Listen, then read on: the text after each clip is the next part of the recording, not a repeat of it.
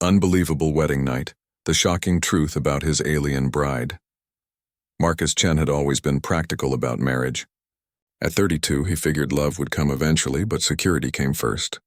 That's why he'd agreed to the arranged marriage through the Interstellar Unity Council's cultural exchange program. Earth needed stronger ties with the Zephyrian Empire, and he needed the substantial government stipend that came with being a diplomatic spouse. What he hadn't expected was Lyria. She stood at the altar in the neutral space station orbiting Jupiter, her pale blue skin shimmering like moonlight on water. Her silver hair cascaded down her back in intricate braids that seemed to move on their own. But it was her eyes that caught him, deep violet pools that seemed to hold ancient wisdom and something else he couldn't quite identify. Fear, maybe? The ceremony was brief, conducted by a holographic priest who spoke in 17 languages simultaneously. Marcus stumbled through the Zephyrian vows, his tongue clumsy around the melodic syllables.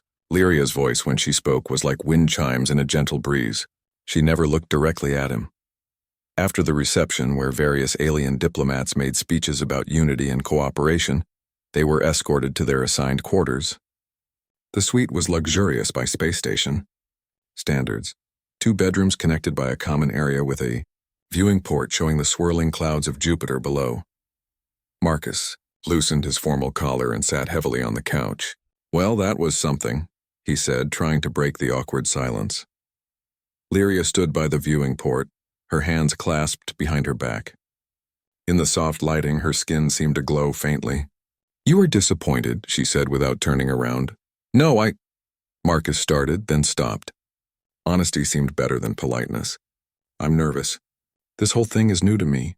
Arranged marriage, living in space, being married to someone from another world. It's a lot." She turned then, and he saw something flicker across her face. Relief. "You speak truthfully. This is good. My people value honesty above all else." Marcus studied her more carefully. She was beautiful, certainly, but there was something otherworldly about her that went beyond just being alien. The way she moved seemed too fluid, too graceful. And her eyes, they seemed to see everything. "Can I ask you something?" Marcus said. "You may ask. Why did you agree to this marriage? I mean, Earth is just one small planet. Surely the Zephyrian Empire has better options for diplomatic alliances." Lyria was quiet for a long moment. When she spoke, her voice was barely above a whisper. "There are things about my people that yours do not understand. Things that make this arrangement necessary." Before Marcus could ask what she meant, she walked toward one of the bedrooms. "I am tired from the ceremony. We should rest." Marcus nodded, though he felt anything but tired. His mind was buzzing with questions. "Lyria?" She paused at the doorway. "Are you okay with this? The marriage, I mean. You seem—" He searched for the right word. "Sad." For a moment, her composed facade cracked, and he saw something raw in her expression. "Good night, Marcus Chen," she said, then disappeared into her room. Marcus sat alone in the common area, staring out at Jupiter's great red spot. He'd signed up for a simple diplomatic marriage, show up at official functions, represent Earth's interests, collect his stipend. Instead, he found himself married to a woman who seemed to be carrying the weight of the universe on her shoulders. He was still sitting there an hour later when he heard the sound. It started as a low humming, almost like singing, but not quite. The melody was hauntingly beautiful and seemed to vibrate through the walls themselves. Marcus felt drawn to it like a sailor to a siren song. He followed the sound to Lyria's door, which was slightly ajar. Through the crack, he could see her sitting cross-legged on the floor, her eyes closed. The humming was coming from her, but her lips weren't moving. Instead, the sound seemed to emanate from her skin, which was now glowing brighter than before. As Marcus watched, transfixed, objects in the room began to move. Not violently, but as if they were floating in water. A hairbrush drifted through the air. Her jewelry box opened and closed in rhythm with the humming. Even the water in a glass on the nightstand began to swirl in perfect spirals. Marcus's breath caught in his throat. He'd heard rumors about Zephyrian abilities, but seeing it firsthand was something else entirely. This wasn't just alien. This was something beyond anything humans had encountered. The humming stopped abruptly, and everything fell back into place. Lyria's eyes snapped open and locked onto his through the crack in the door. For a moment, neither of them moved. Then she was at the door, pulling it open, her face a mask of panic. "You were not supposed to see that," she said, her voice trembling. "What was that?" Marcus asked, his voice hoarse with amazement. Something that will get us both killed if the wrong people find out, Lyria said. She grabbed his arm with surprising strength. You must promise me you will tell no one. Not Earth Command, not the Unity Council, no one. I don't understand. Promise me. Her grip tightened and Marcus could feel an electric current running through her fingers. I promise, he said quickly. She released him and stepped back, wrapping her arms around herself. My people believe I am dead, she said quietly. They had to believe it or they would have come for me. And if they knew I was here, married to a human, they would destroy this entire station to keep their secret safe. Marcus felt like the artificial gravity had been turned off. What secret? Lyria looked at him with those deep violet eyes, and he saw fear there, but also something else. Determination. Sit down, she said. There are things you need to know about who you married, about what I am, about why this marriage may have just made you the most important human in the galaxy. Marcus sat heavily on her bed, his mind reeling. When he'd woken up that morning, his biggest concern had been whether the wedding cake would be compatible with human digestion. Now he was apparently married to someone who was supposed to be dead, who had abilities that defied physics, and who might have just painted a target on his back. As Lyria began to speak, her voice barely above a whisper, Marcus realized that his simple diplomatic marriage had just become something much more complicated, and possibly much more dangerous. Outside the viewing port, Jupiter continued its eternal dance around the sun, unaware that the fate of multiple civilizations might now rest in the hands of a human accountant and his supposedly dead alien bride. Unbelievable wedding night. Part 2. Lyria sat across from Marcus on the small couch, her hands folded in her lap. In the dim lighting of her bedroom, her skin had stopped glowing, but Marcus could still see faint patterns beneath the surface, like veins of light running just under her flesh. My people call themselves the Kethmori, she began. Your United Nations knows us as Zephyrians because our first contact was through the Zephyr system. But that was not our home. We have no home anymore. Marcus tried to process this information. The report said your people came from a peaceful empire spanning 12 star systems. A lie we have maintained for 50 Earth years, Lyria said. The Zephyrian Empire exists, yes, but they are not my people. They are our conquerors. The Kethmori were their slaves until very recently. She stood and walked to the small window, pressing her palm against the transparent aluminum. Where her skin touched, frost patterns began to form. We were a nomadic people, living on generation ships that traveled between the stars. We had no worlds to defend, no armies to fight with. When the Zephyrians found us, we were easy prey. Marcus felt a chill that had nothing to do with the temperature. How many of your people are left? Fewer than 10,000 scattered across the galaxy. Most are still slaves working in Zephyrian mining operations or serving as entertainment for their nobles. Her voice hardened. But some of us escaped, and some of us learned to fight back. The abilities I saw are why the Zephyrians enslaved us, Lyria finished. They call it psionics. We call it the Song of Stars. Every Kethmori is born with some degree of ability. Some can move objects with their minds. Others can heal injuries or influence thoughts. A few can see possible futures. She turned back to face him, and Marcus saw pain written across her features. The strongest among us can do much more. We can tear apart matter at the atomic level.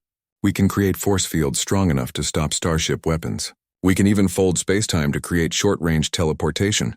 Marcus's mouth went dry. And you can do these things? Lyria nodded slowly. I am what my people call a void singer. There are perhaps a dozen of us left alive. We are the most powerful, and therefore the most dangerous to the Zephyrian Empire. So they tried to kill you. No, Lyria said, her voice bitter. They tried to breed me. The words hit Marcus like a physical blow. What? The Zephyrians discovered that our abilities can be passed to offspring, even half-breeds. They began a selective breeding program, hoping to create controllable psychic soldiers. She sat back down, her hands clenched into fists. I was designated as a prime breeding specimen. They kept me in a facility for 3 years, trying to force me to reproduce with their chosen male subjects. Marcus felt sick. Jesus, Lyria, I'm sorry. I had no idea. How could you? Your species thinks we are all the same people. The Zephyrian Empire has been very careful to maintain that illusion. She looked directly at him. 6 months ago I escaped. The Resistance helped fake my death and gave me a new identity as a minor Zephyrian noble. When the opportunity arose for an arranged marriage with a human, I volunteered. Why? Because Earth is the one place in the galaxy where the Zephyrians cannot touch me without starting a war they are not ready to fight. Humanity may be young and relatively weak, but you are also unpredictable and stubborn. The Zephyrians fear what humans might do if provoked. Marcus ran his hands through his hair, trying to make sense of everything. So this marriage, it's not about diplomacy at all. You're using Earth as a sanctuary. Yes and no, Lyria said. I am seeking sanctuary, but not just for myself. The Resistance needs allies, Marcus. We need weapons, ships, supplies. Most importantly, we need a safe harbor for our people who are still escaping slavery. And you think Earth will help? I think some humans will help if they understand what is really happening. Your species has a history of fighting against oppression, even when the odds are against you. It is one of the things that makes humans unique. There was something in the way she said it that made Marcus look at her more closely. What do you mean, unique? Lyria hesitated as if deciding how much to tell him. When the Zephyrians first made contact with Earth, they expected humans to be like every other species they had encountered. Weak, easily intimidated, quick to surrender when faced with superior technology. But we weren't. No. Instead, your species began reverse engineering Zephyrian technology at an unprecedented rate. You developed new weapons and defense systems in months instead of decades. You established trade relationships with other alien species that the Zephyrians had been exploiting for centuries. She smiled for the first time since he'd known her. You terrified them. Marcus almost laughed despite the situation. Humans are good at being unpredictable. It is more than that, Lyria said seriously. There is something about human psychology, human creativity, that allows your species to adapt and innovate faster than any other known intelligence. The Zephyrians call it chaotic intelligence. They do not understand it, but they respect it. So they want to keep us happy. For now. But they are also studying you, trying to understand what makes humans so adaptable. If they ever figure it out, she trailed off, but Marcus could fill in the blanks. They'll either try to control us or eliminate us. Yes. Marcus stood up and began pacing the small room. Okay, so let me see if I understand this. I'm married to a refugee from an enslaved race with psychic powers. This refugee hopes to convince Earth to help liberate her people from an empire that's been lying to us for 50 years. And if this empire finds out what we're doing, they'll either enslave us or wipe us out. That is a very accurate summary, Lyria said. And you didn't think to mention any of this before the wedding? Would you have gone through with it if you had known? Marcus stopped pacing and looked at her. Really looked at her. She was sitting perfectly still, but he could see the tension in her shoulders, the way her hands trembled slightly. Despite her alien appearance and incredible abilities, she looked vulnerable, frightened. Probably not, he admitted, but I would have wanted the choice. I am sorry, she said quietly. I did not want to deceive you. But I was desperate. My people are dying, Marcus. Every day we wait, more Kethmori die in the mines or breeding facilities. I needed this sanctuary, even if it meant lying to obtain it. Marcus sat back down beside her. What happens now? Now we live as a married couple. We attend diplomatic functions. We smile and represent the cooperation between Earth and the Zephyrian Empire. And slowly, carefully, we begin to make contact with humans who might be willing to help. And if we're caught, then we die, Lyria said simply. But our children will be slaves, and humanity will eventually face the same choice my people did: surrender or be destroyed. Marcus stared out at Jupiter, watching the storm patterns swirl across its surface. 12 hours ago, his biggest concern had been whether he would like his new wife. Now he was apparently part of an interstellar resistance movement. There's something else you need to know, Lyria said, her voice so quiet he almost missed it. More good news.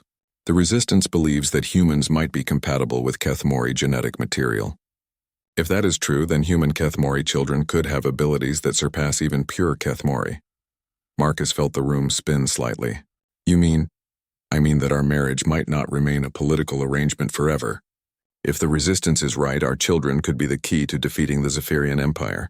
As if summoned by her words, a soft chime sounded throughout the station, indicating the beginning of the night cycle. Marcus realized that in the space of a few hours, his entire universe had been turned upside down. He looked at Lyria, this mysterious woman who was apparently his wife, his partner in a dangerous conspiracy, and possibly the mother of his future children who might save the galaxy. "Well," he said finally, "I guess this beats filing tax returns." For the first time since he'd met her, Lyria actually laughed. The sound was like music, and Marcus felt something shift inside him. This wasn't just about duty or diplomacy anymore. This was about something much bigger than both of them. Unbelievable wedding night. Part 3. Marcus woke to the sound of his comm unit buzzing insistently. The chronometer showed 6:30 station time, and pale artificial sunlight was beginning to filter through the viewing port. For a moment he forgot where he was. Then reality crashed back. The wedding, Lyria's revelations, the resistance movement he'd somehow become part of. He stumbled to the comm unit and accepted the call. Admiral Sarah Chen's stern face appeared on the screen. His aunt had been the one to recommend him for the diplomatic marriage program, though he suspected she would regret that decision if she knew what he'd learned last night. "Marcus, congratulations on your wedding," Admiral Chen said, though her expression remained businesslike. "I hope you and your new wife had a pleasant evening."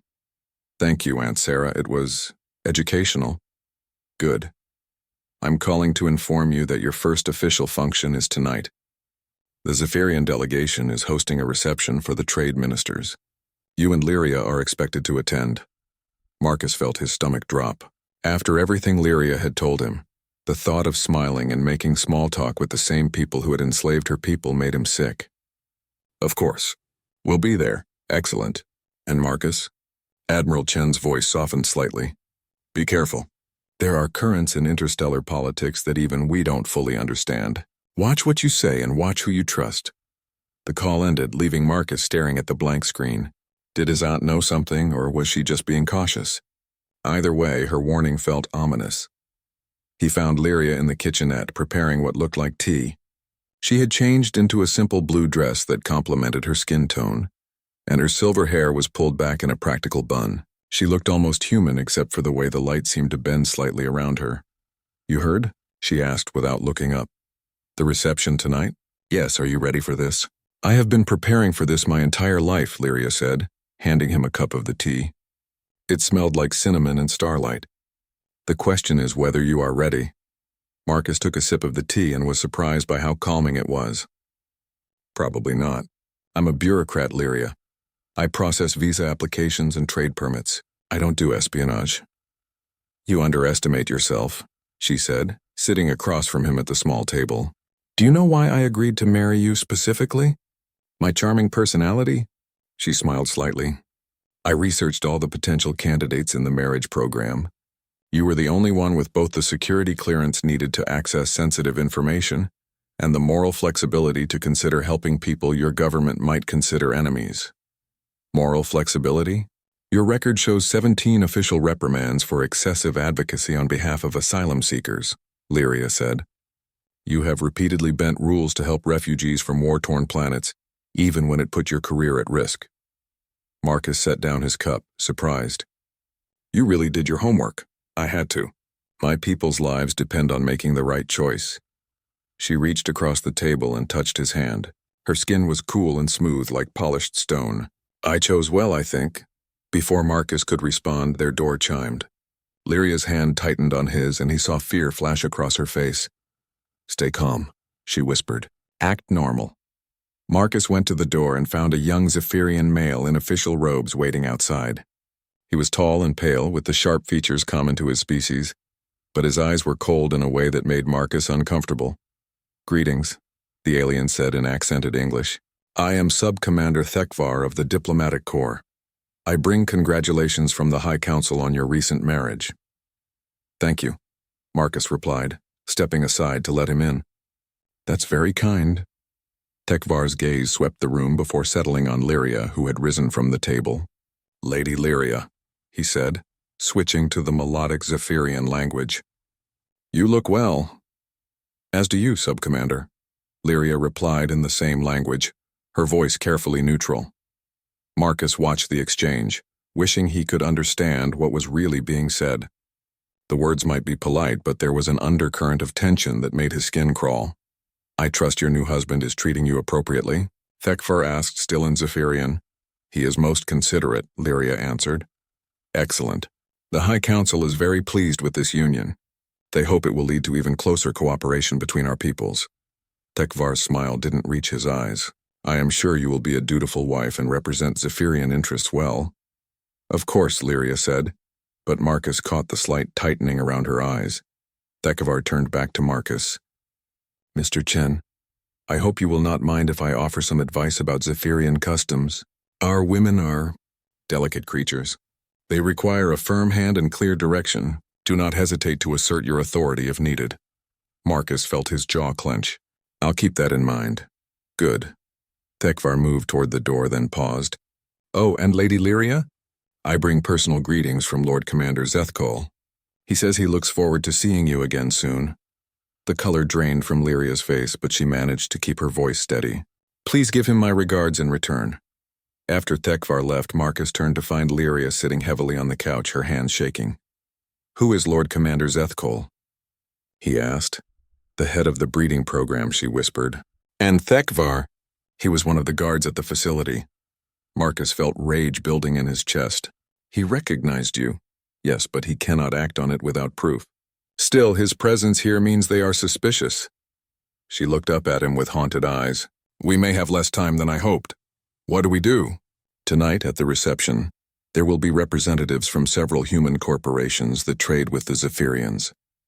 One of them is Marcus Webb from Stellar Dynamics. He is sympathetic to certain causes. How do you know? The Resistance has been watching your people for years, identifying potential allies. Webb has been smuggling medical supplies to refugee camps on the outer worlds. He will help us if we can approach him safely. Marcus began pacing again, a habit he was developing when stressed. This is insane. We're talking about treason against our own species' interests, are we? Lyria asked quietly. When the Zephyrians decide your people have served their purpose, what do you think will happen to Earth? The question hung in the air like a challenge. Marcus thought about everything he'd learned about human history, about the ways powerful civilizations had treated weaker ones. The pattern was depressingly consistent. They'll dispose of us, he said finally. Yes, and by then it will be too late to resist. But now, while they still need your cooperation, while they still fear your potential, now you have a chance. Marcus stopped pacing and looked at his wife because that's what she was now, he realized. Not just a political arrangement or a refugee seeking sanctuary. She was his wife, and she was asking him to help save her people. What exactly are you asking me to do? Help me make contact with Webb tonight. Learn what resources he might be able to provide, and... She hesitated. Begin thinking about what information you might be able to access. Through your position. You mean spy on my own. Government. I mean save both our peoples from slavery or extinction. Arkur sat down beside her on the couch. Through the viewing port, he could see transport ships moving between the station and the various diplomatic vessels anchored nearby. Humans and aliens working together, trading, building relationships. It all looked so peaceful and civilized, but now he knew it was built on a lie. If we do this, he said slowly, there's no going back. We'll be committed to this path wherever it leads. I know. And if we're caught, we die, but at least we die fighting for something that matters. Marcus looked at Lyria's face, seeing the determination there, but also the fear. She was asking him to risk everything on the chance that they might be able to make a difference. It should have been an easy choice, his comfortable life versus an uncertain and dangerous future. But as he thought about Tekvar's cold eyes and predatory smile, about the breeding facilities and mining operations, about what would happen to Earth when the Zephyrians no longer needed them, the choice became clearer. Okay, he said, but we do this smart. No unnecessary risks. We gather information first, build a network, and move carefully. Lyria's face lit up with something that might have been hope. You will help? I'll help, Marcus said. God help us both, but I'll help. As they began planning for the evening's reception, Marcus couldn't shake the feeling that he was standing at the edge of a cliff, about to jump into an abyss. But maybe, just maybe, he would learn to fly before he hit the bottom. Outside, Jupiter continued its eternal rotation, indifferent to the small drama playing out in its shadow. But in the grand scheme of the galaxy, the decision made in that modest suite might one day be remembered as the moment when humanity chose to stand up and fight for its future, and for the future of all free peoples among the stars. Unbelievable Wedding Night, Part 4. The diplomatic reception was held in the station's grand ballroom, a massive chamber with transparent walls that offered a stunning view of Jupiter's roiling atmosphere. Marcus adjusted his formal uniform for the third time as he and Lyria made their way through the crowd of humans and aliens. "Remember?" Lyria murmured beside him. "Webb will be wearing a red lapel pin. Approach him naturally as if you're just making conversation." Marcus nodded, scanning the room. The gathering was impressive. Trade ministers from a dozen human colonies, Zephyrian nobles in their elaborate robes, and representatives from several other alien species he didn't recognize. Everyone was smiling and laughing, playing their parts in the grand theater of interstellar diplomacy. "Marcus," a hearty voice called out. Admiral Chen approached with a tall, distinguished man at her side. "I'd like you to meet Trade Secretary Morrison from the Luna colony. John, this is my nephew Marcus and his new wife Lyria." Marcus shook Morrison's hand, noting the firm grip and calculating eyes. "Pleasure to meet you, sir." "Likewise. Congratulations on your marriage. I understand you've been processing trade applications between Earth and the Zephyrian systems." "That's right. Mostly industrial equipment and rare earth minerals." "Fascinating work," Morrison said, though his tone suggested otherwise. "Tell me, have you noticed any unusual patterns in the trade requests? Anything that might indicate military applications?" Marcus felt Lyria tense beside him. This was dangerous territory. "Nothing that jumped out at me," he said carefully. "Though I'm just a processor. I don't really analyze the strategic implications." "Of course not," Morrison smiled, but his eyes remained cold. "Well, I won't keep you. Enjoy the reception." As Morrison moved away, Admiral Chen lingered. "Be careful, Marcus," she said quietly. "Morrison's been asking a lot of questions about the Zephyrian trade relationships. Some people in the Defense Department are getting nervous about how much technology we're sharing." "Nervous how?" "They think we might be giving away advantages we don't even know we have." She glanced at Lyria, who was speaking quietly with a group of Zephyrian females. "Just watch yourself and keep your eyes open." After his aunt left, Marcus continued mingling, looking for Webb. He found him near the buffet table, a medium-sized man with graying temples and tired eyes. The red lapel pin was exactly where Lyria had said it would be. "Excuse me." Marcus approached casually. "You're Marcus Webb from Stellar Dynamics, aren't you? I think I processed some of your shipping permits last month." Webb looked up, his expression neutral. "Oh, Chen from the Trade Bureau? Yes, I remember your name on some documents. Efficient work. Thank you. I have to say your company does impressive humanitarian work. The medical supplies to the Kepler colonies after that plague outbreak? Very commendable." Webb's eyes sharpened slightly. "We try to do our part. Sometimes people need help in places where the bureaucracy moves too slowly. I imagine that must be frustrating. Dealing with all the red tape when people are suffering." "More than you know," Webb said quietly. He glanced around the room, then back at Marcus. "You know, if you're ever interested in learning more about our humanitarian operations, I'd be happy to show you around our facility. We could use more people who understand the importance of helping those in need." "I'd like that very much," Marcus said. "Excellent. Here's my card. Call me when you get back to Earth." Webb handed him a business card, their fingers brushing briefly. Marcus felt a small piece of paper pressed into his palm along with the card. "I will, thank you." As Webb moved away, Marcus pocketed both items. The hidden note burned against his fingers, but he forced himself to continue socializing normally. An hour later, he and Lyria were approached by Sub-Commander Thekvar, who appeared at their side like a predator materializing from the shadows. "Mr. and Mrs. Chen," he said smoothly. "How are you enjoying your first diplomatic function?" "Very much," Marcus replied. "Everyone's been very welcoming." "Wonderful. Lady Lyria, I was hoping to introduce you to some of our trade representatives. They're very interested in learning about human customs from a Zephyrian perspective." "Of course," Lyria said, but Marcus caught the slight tremor in her voice. Thekvar led them to a group of Zephyrians standing near the viewing port. As they approached, Marcus noticed that the group formed a subtle circle, effectively cutting off escape routes. His instincts, honed by years of navigating bureaucratic politics, screamed danger. "Gentlemen," Thekvar announced, "allow me to present Lady Lyria and her human husband." The Zephyrians turned to examine them, their alien faces unreadable. One of them, taller than the others with elaborate scarring on his forehead, stepped forward. "Lady Lyria," he said in accented English. You look remarkably well for someone who was reported dead 6 months ago." The words hit the group like a bomb. Marcus felt the blood drain from his face, but Lyria remained perfectly composed. "I'm sorry," she said calmly, "but I think you have me confused with someone else." "Do I?" The scarred Zephyrian smiled coldly. "Perhaps, but you have a very distinctive genetic signature, my dear, one that our sensors have been programmed to recognize." Marcus's mind raced. They were trapped, surrounded by enemies in full view of the entire reception. But as he looked around, he noticed something. The human guests had begun to pay attention to their little group, sensing the tension even if they didn't understand the cause. "I'm sorry," Marcus said loudly, putting his arm around Lyria protectively, "but I think there's been some mistake. My wife is a diplomatic representative of the Zephyrian Empire, here under the protection of the Interstellar Unity Accords."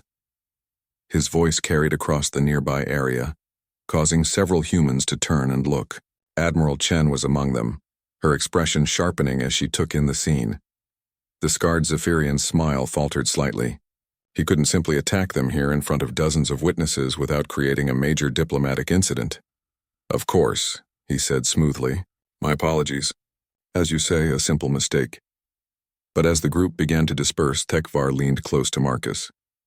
"Enjoy your reception, Mr. Chen, and give my regards to Lord Commander Zethkol. I'm sure he'll be very interested to hear about your wife's remarkable recovery from death."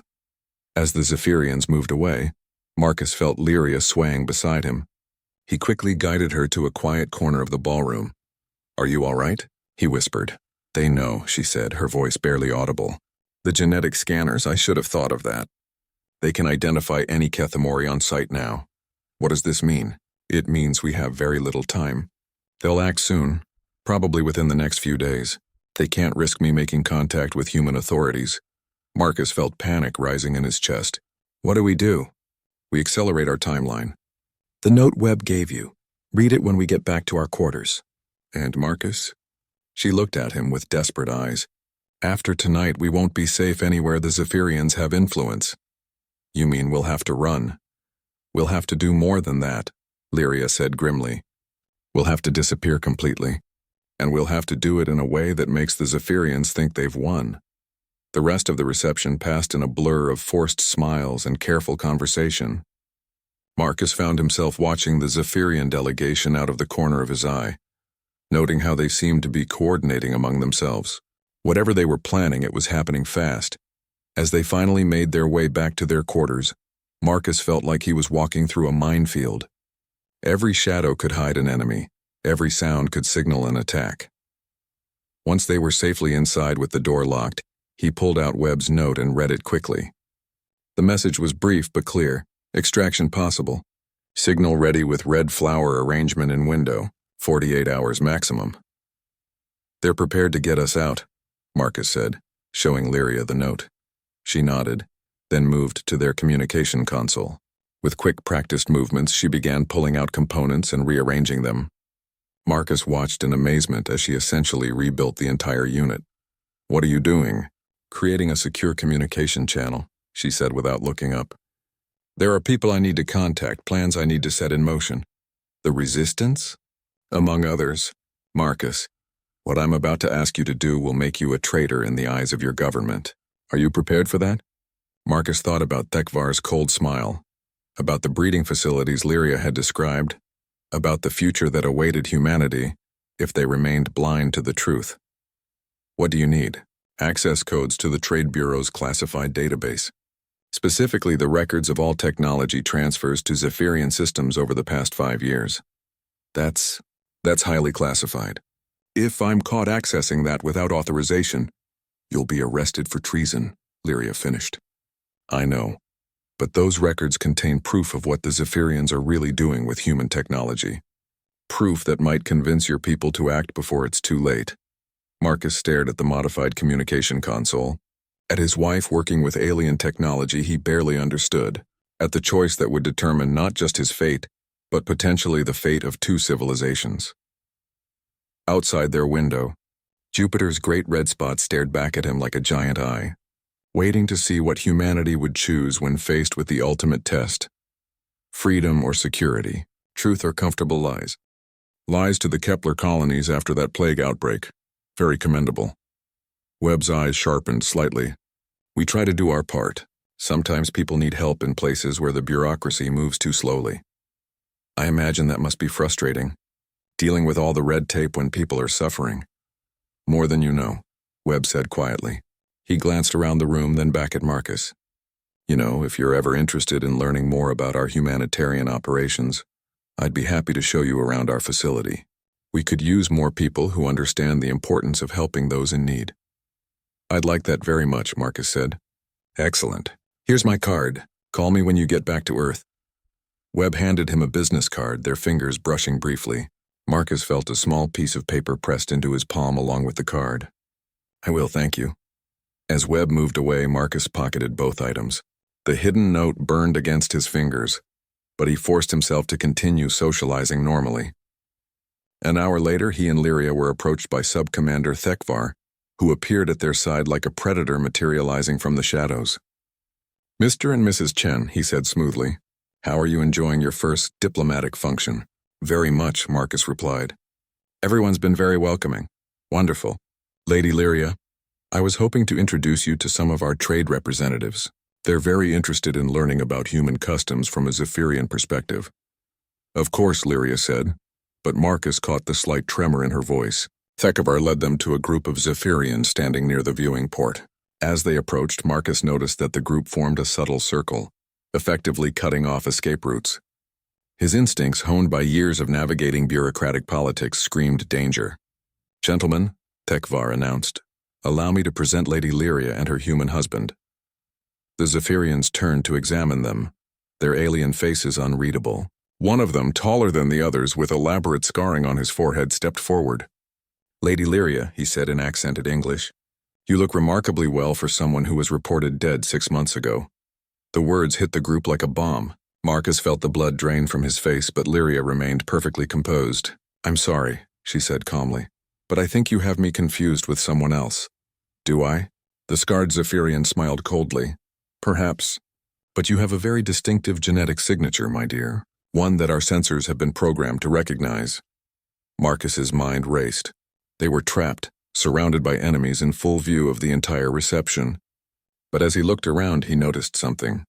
The human guests had begun to pay attention to their little group, sensing the tension even if they didn't understand the cause. I'm sorry, Marcus said loudly, putting his arm around Lyria protectively, but I think there's been some mistake. My wife is a diplomatic representative of the Zephyrian Empire, here under the protection of the Interstellar Unity Accords. His voice carried across the nearby area, causing several humans to turn and look. Admiral Chen was among them, her expression sharpening as she took in the scene. The scarred Zephyrian's smile faltered slightly. He couldn't simply attack them here in front of dozens of witnesses without creating a major diplomatic incident. Of course, he said smoothly. My apologies. As you say, a simple mistake. But as the group began to disperse, Thekvar leaned close to Marcus. Enjoy your reception, Mr. Chen, and give my regards to Lord Commander Zethkol. I'm sure he'll be very interested to hear about your wife's remarkable recovery from death. As the Zephyrians moved away, Marcus felt Lyria swaying beside him. He quickly guided her to a quiet corner of the ballroom. Are you all right? He whispered. They know, she said, her voice barely audible. The genetic scanners. I should have thought of that. They can identify any Kethmori on site now. What does this mean? It means we have very little time. They'll act soon, probably within the next few days. They can't risk me making contact with human authorities. Marcus felt panic rising in his chest. What do we do? We accelerate our timeline. The note Webb gave you. Read it when we get back to our quarters. And Marcus? She looked at him with desperate eyes. After tonight, we won't be safe anywhere the Zephyrians have influence. You mean we'll have to run? We'll have to do more than that, Lyria said grimly. We'll have to disappear completely, and we'll have to do it in a way that makes the Zephyrians think they've won. The rest of the reception passed in a blur of forced smiles and careful conversation. Marcus found himself watching the Zephyrian delegation out of the corner of his eye, noting how they seemed to be coordinating among themselves. Whatever they were planning, it was happening fast. As they finally made their way back to their quarters, Marcus felt like he was walking through a minefield. Every shadow could hide an enemy. Every sound could signal an attack. Once they were safely inside with the door locked, he pulled out Webb's note and read it quickly. The message was brief but clear. Extraction possible. Signal ready with red flower arrangement in window. 48 hours maximum. They're prepared to get us out, Marcus said, showing Lyria the note. She nodded, then moved to their communication console. With quick practiced movements, she began pulling out components and rearranging them. Marcus watched in amazement as she essentially rebuilt the entire unit. "What are you doing?" "Creating a secure communication channel," she said without looking up.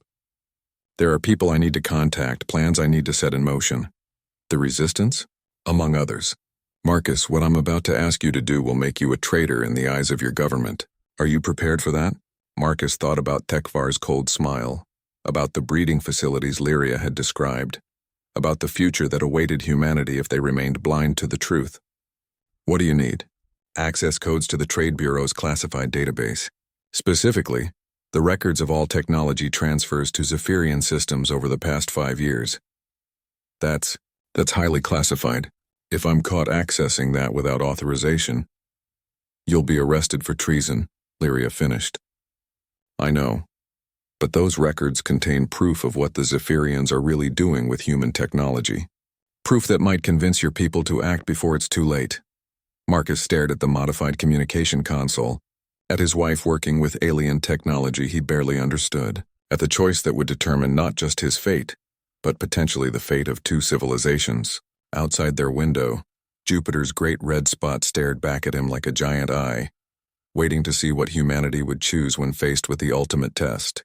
Freedom or security, truth or comfortable lies, resistance or submission. Marcus made his choice. "I'll get you the codes," he said quietly. "God help us all, but I'll get you the codes." As Lyria's modified console came to life, filling the room with soft alien harmonics, Marcus realized that his simple diplomatic marriage had just become the opening move in a war that would determine the future of the galaxy. And despite everything, he was ready to fight. Unbelievable wedding night. Part 5. Marcus's hands shook as he entered his access codes into the Trade Bureau's secure terminal at Oro 300 station time. The corridors were empty except for the occasional security patrol, and he'd told Lyria he was going for a late-night walk to clear his head. Technically, that wasn't even a lie. He just hadn't mentioned where his walk would take him. The terminal accepted his credentials, and he navigated to the classified technology transfer database. His security clearance should give him access to most files, but what he was looking for would require some creative searching. As the files loaded, Marcus felt sick. Page after page of technology transfers to Zephyrian systems, everything from basic manufacturing equipment to advanced quantum processors. But it wasn't just the quantity that disturbed him, it was the pattern. The Zephyrians weren't just buying random technology. They were systematically acquiring every piece of hardware needed to build something specific. Marcus's background in logistics made the pattern obvious once he knew what to look for. They were building a massive communications network. Not for trade or diplomacy, but for something that looked suspiciously like a command and control system for a military operation. Marcus downloaded the files to a secure storage device, his heart hammering in his chest.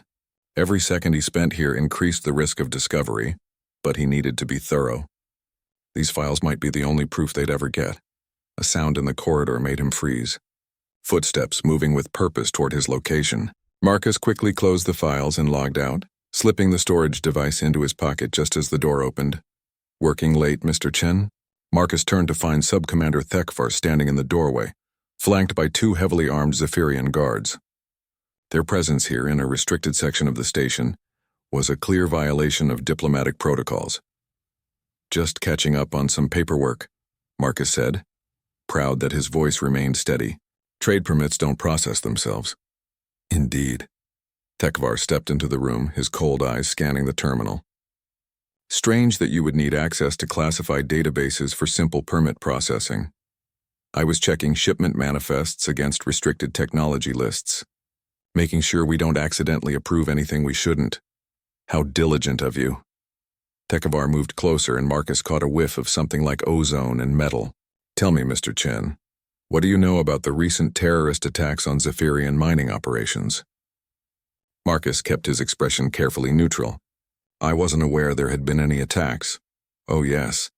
Very troubling incidents. Coordinated strikes that required detailed intelligence about our security procedures and shipping schedules. Intelligence that could only have come from someone with access to trade databases. The implication hung in the air like a threat.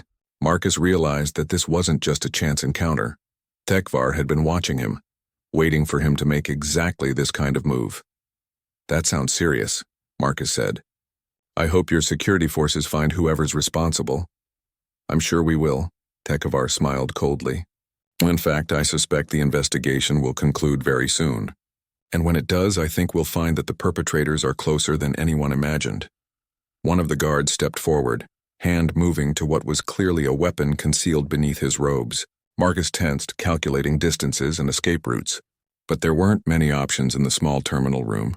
Then the lights went out. Emergency lighting kicked in a second later, bathing everything in red. In the confusion, Marcus heard a sound like wind chimes mixed with electrical discharge. And suddenly Tekvar and his guards were on the ground, unconscious. This way, quickly, Lyria's voice came from the doorway. She was barely visible in the emergency lighting, but Marcus could see the faint glow emanating from her skin. How did you... Neural disruption field. They'll be unconscious for several minutes, but we need to move now. Marcus grabbed the terminal's memory core, thinking it might be useful, and followed Lyria into the corridor. She led him through a series of maintenance passages he didn't even know existed, moving with the confidence of someone who had memorized every meter of the station's layout. How long have you been planning this? He asked as they climbed through a service shaft. Since the moment I agreed to the marriage. The Resistance has been preparing for this extraction for months. They emerged in their residential sector, but instead of heading to their quarters, Lyria led him to a different suite. The door was already open, and Marcus was surprised to see Marcus Webb waiting inside along with two people he didn't recognize. A tall woman in a military uniform and an older man with cybernetic implants along his jaw. Mr. Chen, Webb said grimly, I wish we were meeting under better circumstances. Did you get the files? The woman asked without preamble. Marcus pulled out the storage device. Everything I could find, and it's worse than we thought. They're not just buying our technology. They're using it to build a military command network. The cybernetic man plugged the device into a portable analyzer, his artificial eyes flickering as he processed the data. Confirmed, he said in a synthesized voice. This is definitely military architecture. They're preparing for a coordinated operation across multiple star systems. What kind of operation? Webb asked. Based on the communication protocols and the distribution pattern. The man paused, running additional calculations. This looks like preparation for simultaneous strikes against multiple targets.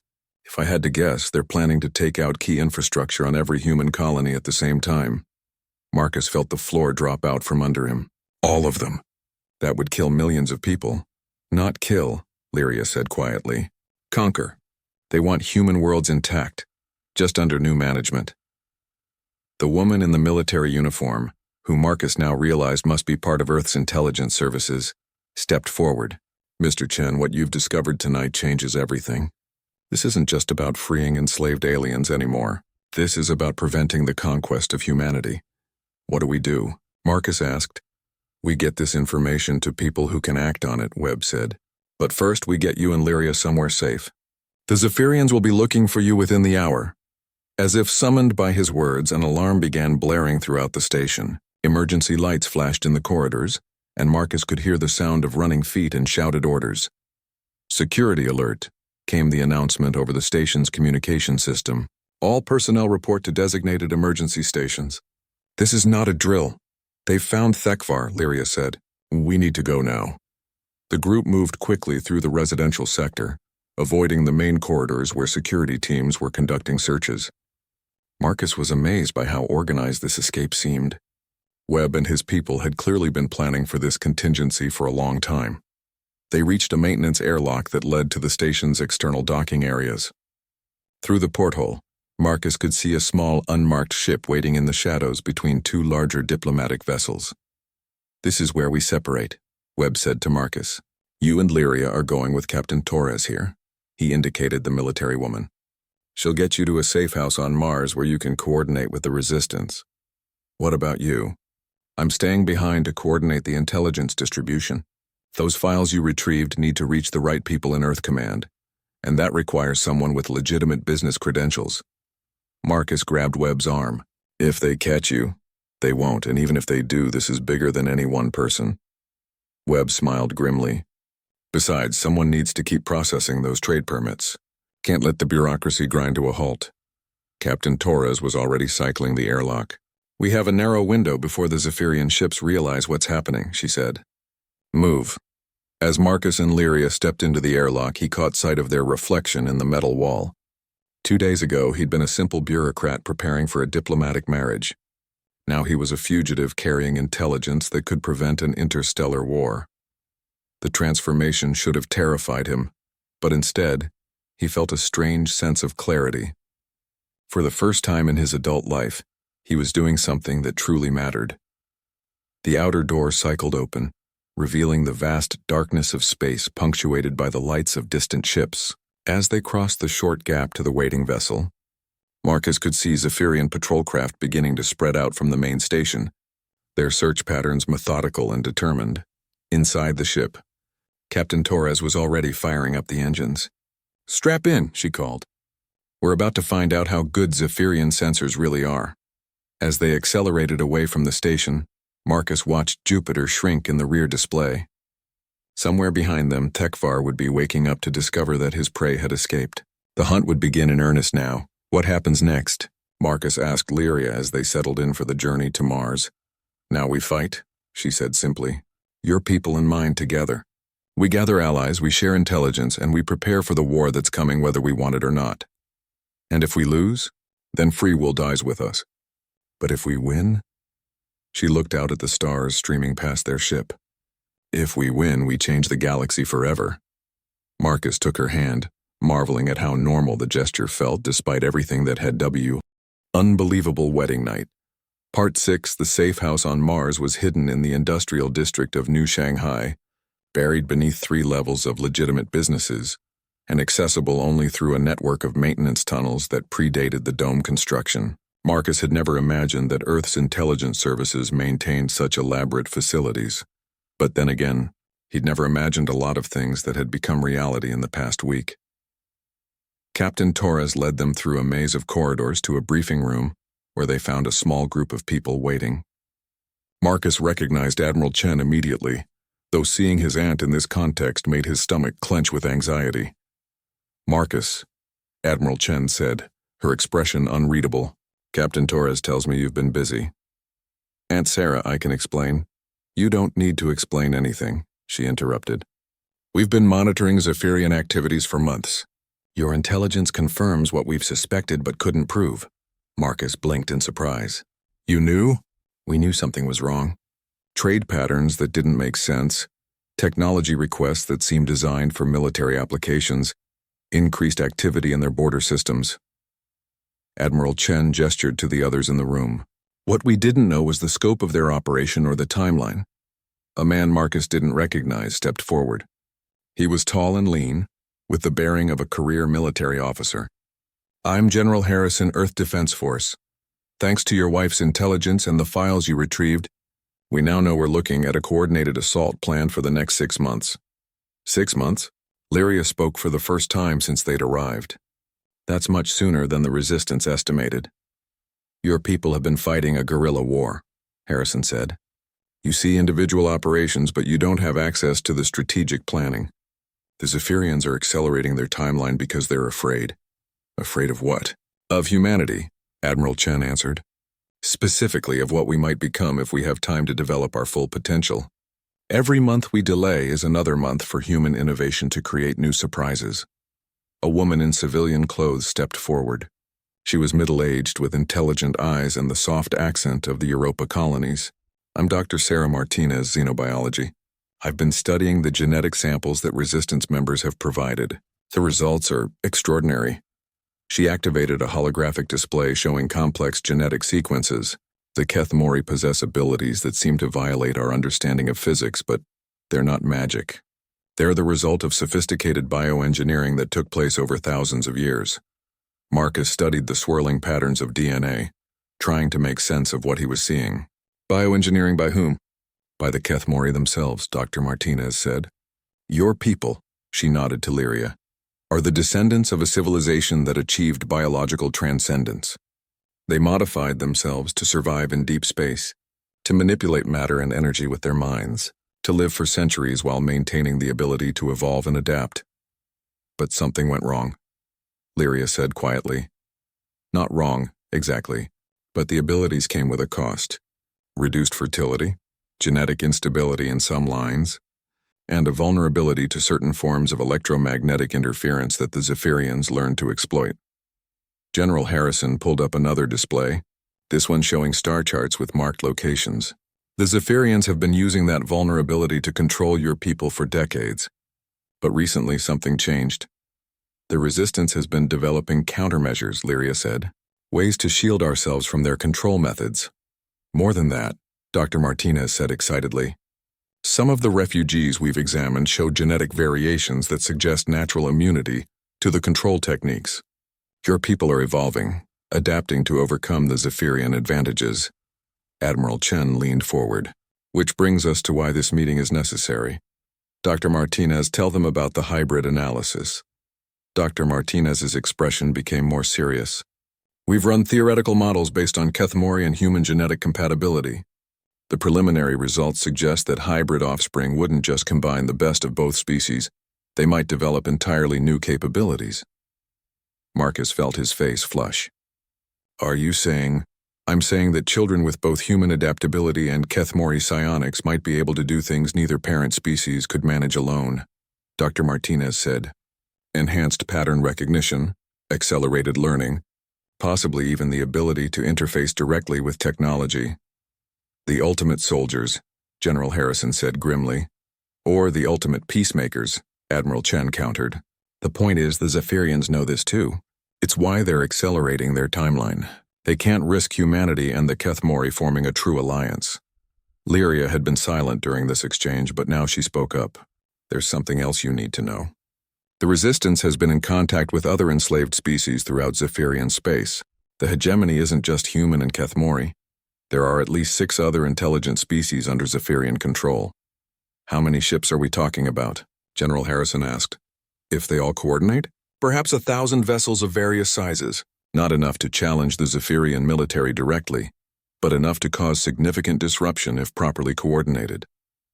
Marcus watched the faces around the table as they processed this information. The scope of what they were discussing was staggering.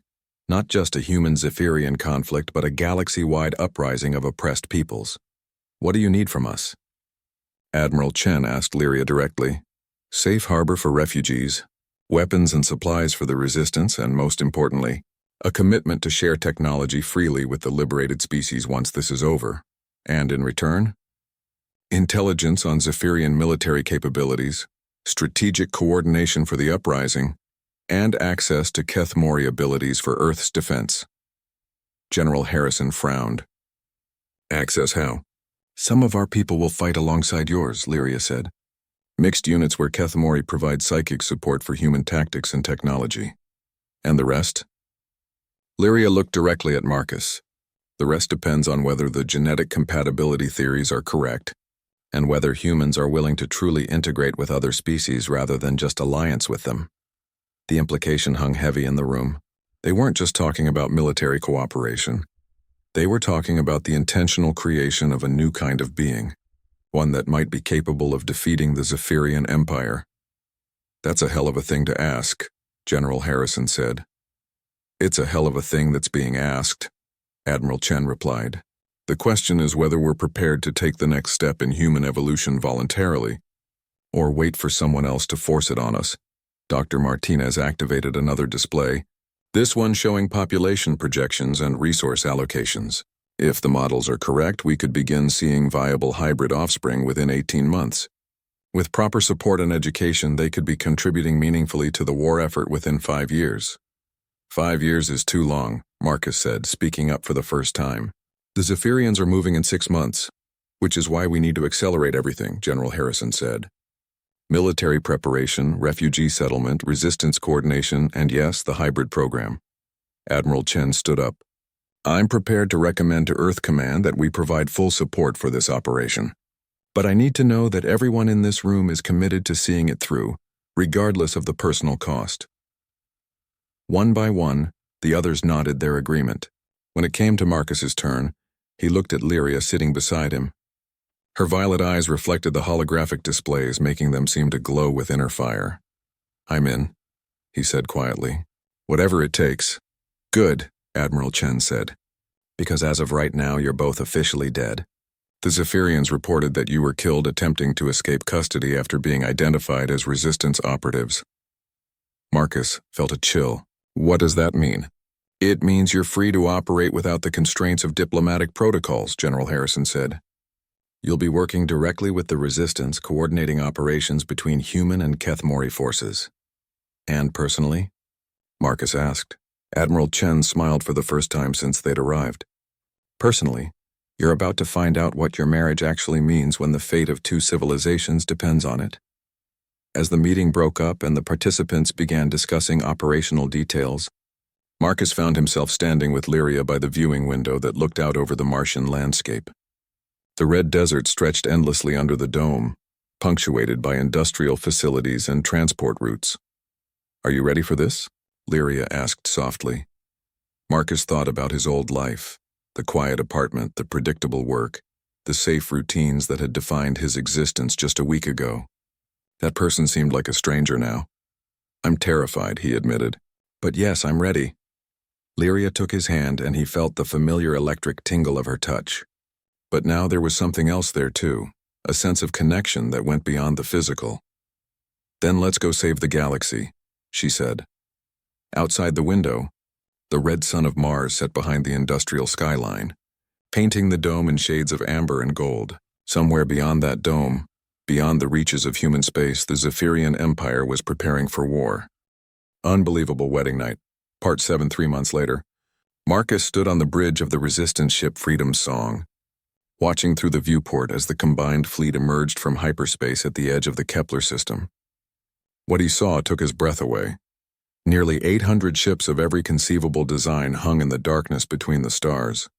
Human vessels with their sleek, angular lines flew alongside the organic curves of Kethmori ships. The crystalline structures of Viridian craft caught and refracted the light of distant stars, while the massive, fortress-like vessels of the Gorvani species anchored the formation's heavy elements.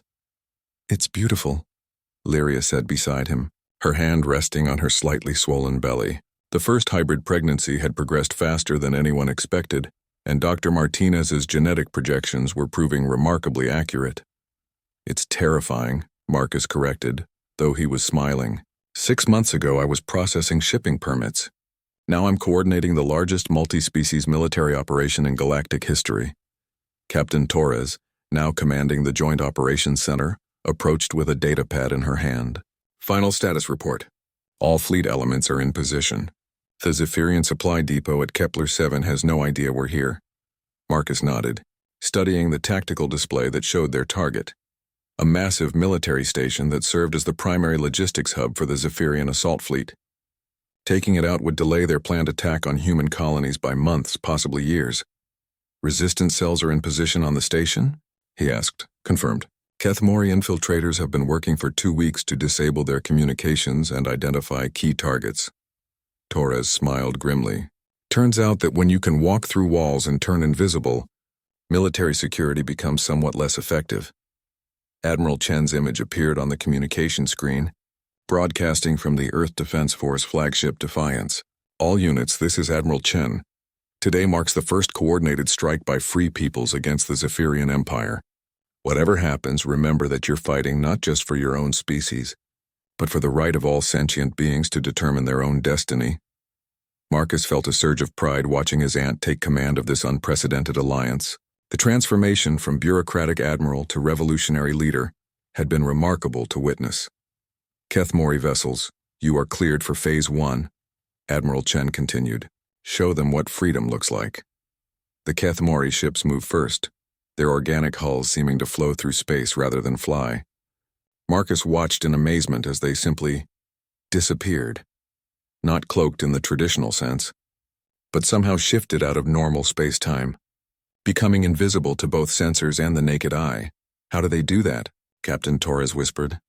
Probability manipulation, Lyria answered absently, her eyes closed in concentration. Marcus could feel her mind reaching out, connecting with her people aboard those vanished ships. They're not technically invisible. They're making it statistically improbable that anyone will notice them. On the tactical display, the Zephyrian station continued its routine operations, completely unaware that an invisible fleet was approaching. Marcus held his breath as the timer counted down to the moment when the Keth Mori would strike. Then space itself seemed to explode. With light and energy, the Keth Mori ships reappeared directly inside the station's defensive perimeter, their weapons already firing. But these weren't conventional energy weapons. They were reality distortions that turned the station's own armor into explosive plasma and caused entire sections to simply cease to exist. Phase 2. All human vessels advance, Admiral Chen ordered. The human fleet surged forward, their conventional weapons adding to the chaos. But Marcus could see that this wasn't just a military operation. It was a demonstration. Humanity wasn't just fighting alongside the Keth Mori. They were learning from them, adapting their tactics in real time. Look at Vector 7. Torres pointed to a section of the display where a group of human fighters was working with a Keth Mori cruiser. The Keth Mori are using telekinesis to guide our missiles around the station's defenses. As they watched, human weapons that should have been stopped by energy shields instead curved around the barriers with impossible precision, striking critical targets with devastating effect. It's working, Marcus breathed. The coordination is actually working. But even as the station's defenses crumbled, he knew this was just the beginning. Intelligence reports indicated that the main Zephyrian fleet was already mobilizing, and they would not be caught off guard again. Incoming transmission from the station, the communications officer announced. It's addressed specifically to Lyria. Lyria straightened, her expression becoming grim. Put it through. The image that appeared on the main screen made Marcus's blood run cold. It was Lord Commander Zethkol, his scarred features twisted with rage and something that might have been satisfaction. My dear Lyria, Zethkol said in perfectly modulated English. How delightful to see you again. And pregnant, I observe. How productive your exile has been, Commander. Lyria replied coolly. You seem to have lost a supply depot. A minor inconvenience. Easily replaced. Zethikol's smile was predatory. But I wanted to thank you, actually. Your little rebellion has provided the perfect justification for the final solution we've been planning. Marcus felt Lyria tense beside him. What final solution? The elimination of all inferior species, of course. Humans, Keth Mori, all the others. We had hoped to use you as breeding stock, but since you insist on contaminating yourselves with alien genetics, he shrugged eloquently. It's easier to simply start over with a clean slate. The transmission ended, leaving the bridge in stunned silence. He's bluffing, Torres said, but her voice lacked conviction. No, Lyria whispered, her face pale. He's not. Marcus, we need to contact Earth immediately. They're not planning to conquer anymore. They're planning genocide. The next few hours passed in a blur of emergency communications and rapid tactical planning. What had begun as a surgical strike against a supply depot suddenly became a desperate race to prevent the extermination of multiple species. But as Marcus coordinated between human command, structures and resistance cells across the galaxy, he began to see something that gave him hope. The alliance they had forged wasn't just military. It was cultural, technological, and genetic. Human adaptability combined with Keth Mori abilities, Viridian engineering merged with Gorvani manufacturing, all of it creating something greater than the sum of its parts. The fleet analysis is complete, Dr. Martinez reported via secure channel from Mars. The Zephyrian force heading for Earth is massive, but it's designed to fight conventional warfare. They're not prepared for combined psychic technological attacks. What do you recommend? Admiral Chen asked. Hit them with everything at once. Every species, every ability, every tactic we've developed. Make it so chaotic and unpredictable that their strategic planning becomes worthless. Marcus looked at Lyria, who was now glowing faintly as she maintained contact with Keth Mori forces across the sector. Can your people coordinate something that large? Not just my people, she said, opening her eyes to look at him. All of us together. She reached out and took his hand, and suddenly Marcus could feel it, the vast network of minds connected across space and time. Human intellect and creativity, HFY psychic abilities, the collective consciousness of 6 liberated species all focused on a single goal. For the first time since this all began, he understood what they were really fighting for, not just freedom from oppression, but the right to become something new, something that had never existed before in the galaxy. Admiral Chen, Marcus said, opening a channel to the flagship. Tell the Zephyrians we have a counteroffer. What kind of counteroffer? Marcus smiled, feeling the power of 800 ships and 1,000,000 liberated minds flowing through the quantum link Lyria had established. Unconditional surrender. They can join the new Galactic Alliance as equals, or they can face the consequences of continuing their empire of slavery. And if they refuse? Marcus looked out at the fleet arrayed before them, at the impossible alliance of species and technologies that shouldn't have been able to work together but did. He thought about his child growing in Lyria's womb, carrying the genetic legacy of 2 worlds and the promise of capabilities that would reshape the galaxy. Then we show them what humanity really means, he said quietly. We adapt, we overcome, and we never, ever give up. The response from the Zephyrian fleet came 12 hours later. A simple refusal, and a declaration that the cleansing would proceed as planned. The Battle of Sol began 3 days after that, and when it was over, the Zephyrian Empire was finished.